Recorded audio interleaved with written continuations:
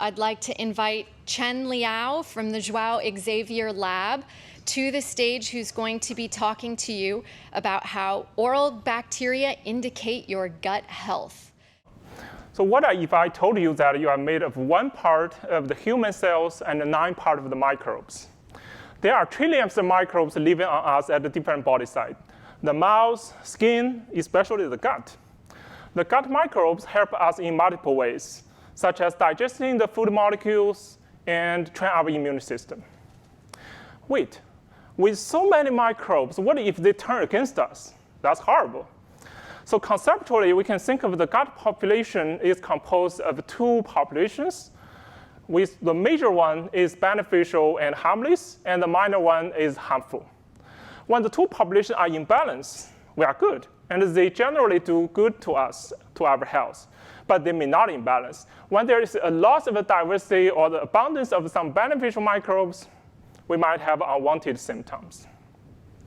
My research aims to understand one specific type of the imbalanced state of the gut microbes, which is when the gut is occupied by a high percentage of oral bacteria. I mean the bacteria from the mouth. The idea of oral-to-gut transmission is not crazy, because every day we constantly swallow our saliva, inject food, and drink liquids. When the oral bacteria colonize our gut, we are able to detect them in the feces. So in healthy people like us, the percentage of oral bacteria in our gut or in the feces is as low as 2%. Because to colonize our gut, the oral bacteria has to survive through acidic stomach, alkaline bowel, and compete with the gut residential bacteria for resources. So when the oral bacteria colonize the gut, there's a possibility that the gut microbes has been gone.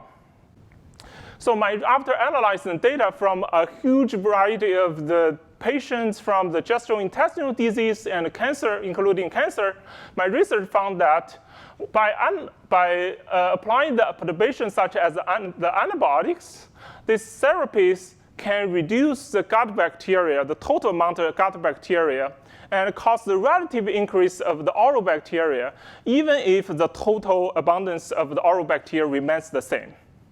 So if you see a high abundance in your gut or in the feces, don't be panicked, because it's not a true bloom of the oral pathogens. But it simply indicates that your gut microbe might have gone.